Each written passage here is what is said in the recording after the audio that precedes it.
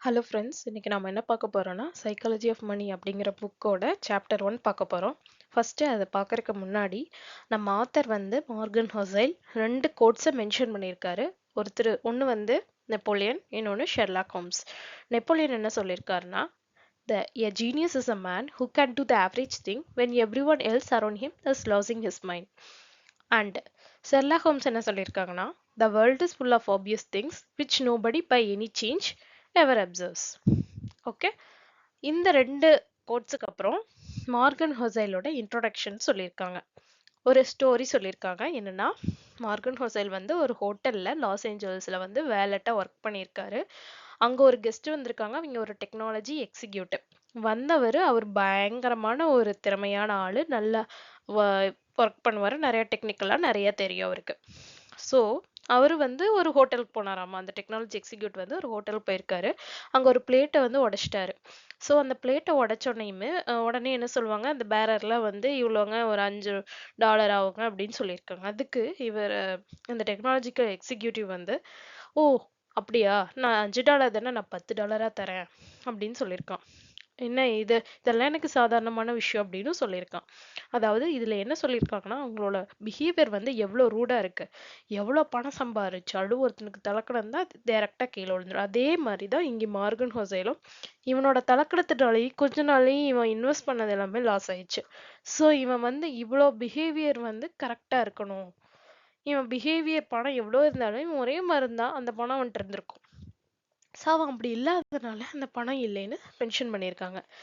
Next என்னன்னா, இதுல no one கிரேசிங்கிறத first chapter.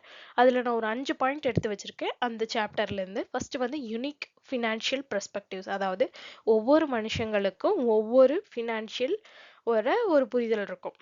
இப்ப ஒவ்வொருத்தரும் அவங்களோட எப்படி அவங்க பணம் மேக் பண்றது, எப்படி அவங்க இன்வெஸ்ட் பண்றது. இப்ப நான் வந்து பணத்தை வந்து கோல்டுல லேண்ட்ல இன்வெஸ்ட் பண்ணுவேன். இன்னொருத்தர் வந்து லேண்ட்லயே இன்வெஸ்ட் பண்ணுவாங்க. இன்னொருத்தர் வந்து வீடு கட்டி வாடகைக்கு விடுவாங்க.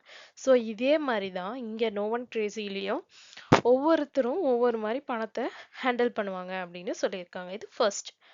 நெக்ஸ்ட் என்னன்னா, ஒருத்தர் வந்து இன்வெஸ்ட் பண்றாங்க அப்படின்னா, மணி ஏர்ன் பண்றாங்க அப்படின்னா, அவங்களோட இன்வெஸ்ட்மெண்ட் எப்படி யோசிப்பாங்க, ஃபினான்ஷியல் சாய்ஸஸ் எப்படி யோசிப்பாங்கன்னா, அவங்களோட பாஸ்ட் ஹிஸ்டரி, அவங்க இன்வெஸ்ட் பண்ணியிருக்கிறதுல ப்ராஃபிட்டா இருக்கட்டும், லாஸா இருக்கட்டும், இதெல்லாம் பார்த்துட்டு தான் அவங்களோட ஃபினான்ஷியல் டெசிஷன்ஸை வந்து எடுப்பாங்க. ஸோ நாமளும் அந்த மாதிரி தான். நான் அதே மாதிரி இருக்கக்கூடாது. எல்லாத்தோட வியூஸையும் வச்சு, எல்லாத்தோட இதையும் வச்சு தான் நம்ம வந்து ஒவ்வொரு கஷ்ட நஷ்டத்தை வச்சு தான் எடுப்பாங்க அப்படின்னு சொல்லியிருக்காங்க. ஆனா நம்ம எல்லாத்தோட இதுவும் தெரிஞ்சுக்கணும். அப்பதான் நம்மளுக்கு அது ஒர்க் ஆகும். சரியா? இப்ப நம்மளோட ஹிஸ்டரி மட்டும் எடுத்து பார்த்தோம்னா அது நமக்கு அவ்வளவா தெரியாது. நான் நிறைய பேர் இப்ப நான் இன்வெஸ்ட் பண்ணியிருக்கேன், அதுல எவ்வளவு லாஸ் ஆயிருக்குன்னு எனக்கு மட்டும் தான் தெரியும். இப்ப இன்னொருத்தரதோட கேட்டோம்னா அவரு ஒரு ஐடியா கொடுப்பாங்க. சோ நம்ம எல்லாத்தோட பெர்ஸ்பெக்டிவ் வச்சு தான் ஒரு ஃபினான்ஷியல் டெசிஷன்ஸை எடுக்கணும் அப்படின்னு சொல்லியிருக்காங்க. அடுத்தது எம்பத்தி இன் ஃபினான்ஷியல் பிஹேவியர். அதாவது ஒருத்தர் வந்து ஒவ்வொருத்தருக்கும் ஒவ்வொரு மாதிரி இருக்கும். அதாவது அவங்களோட லைஃப் ஸ்டோரிஸை வச்சுதான் எடுப்பாங்கன்னு இதுலயும் சொல்லியிருக்காங்க. ஆனா இது ஒர்க் அவுட் ஆகாது அப்படின்னு சொல்லியிருக்காங்க. சரியா? அப்ப வந்து நான் வந்து இன்னொருத்தரோட வச்சு எடுத்தனாலும் ஒர்க் அவுட் ஆகாது. ஒவ்வொரு டைம் தான் ஒர்க் அவுட் ஆகும் அப்படின்னு எம்பத்தி இன் ஃபினான்ஷியல் பிஹேவியர்ல சொல்லியிருக்காங்க. லாஸ்ட் வந்து என்னன்னா, ஒருத்தருக்கு ஒர்க் அவுட் ஆகும், இன்னொருத்தருக்கு ஒர்க் அவுட் ஆகாது. இப்ப நான் வந்து ஒருத்தருக்கு வந்து லாஜிக்கலா ஒர்க் அவுட் ஆகும், இன்னொருத்தருக்கு ஒர்க் அவுட் ஆகாது.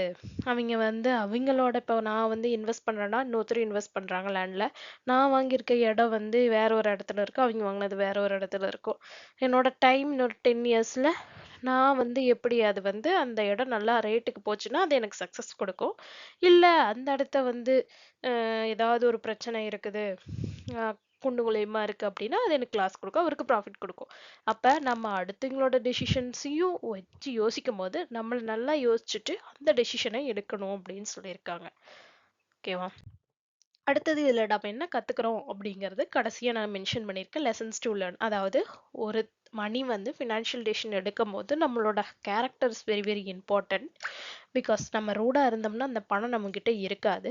அப்புறம் டெசிஷன்ஸ் எடுக்கும்போது நம்மளோட டெசிஷன்ஸ் மட்டும் வச்சு எடுக்கக்கூடாது, பர்சனல் ஹிஸ்டரி அதையும் கன்சிடர் பண்ணணும். அடுத்து இப்ப வேற யாராவது இன்வெஸ்ட் பண்ணியிருக்காங்கன்னா அதுல இருந்து ஐடியாஸ் எடுத்து அதுலயும் பண்ணணும் அப்படின்னு சொல்லியிருக்காங்க. அடுத்தது ஒருத்தருக்கு வந்து அது வந்து ஒர்க் அவுட் ஆகலாம், இன்னொருத்தருக்கு ஒர்க் அவுட் ஆகல அப்படின்னு இந்த நோவன் கிரேசில மென்ஷன் பண்ணியிருக்காங்க. ஸோ இதுதான் உங்களுக்கு சாப்டர் 2ஓட சம்மரி வேணும்னா எனக்கு ஃபாலோ பண்ணிட்டு இதை லைக் பண்ணிட்டு நீங்க கமெண்ட்ல சாப்டர் 2ன்னு மென்ஷன் பண்ணீங்கன்னா நான் உங்களுக்கு செகண்ட் சாப்டரோட இதை போடுவேன். So thank you.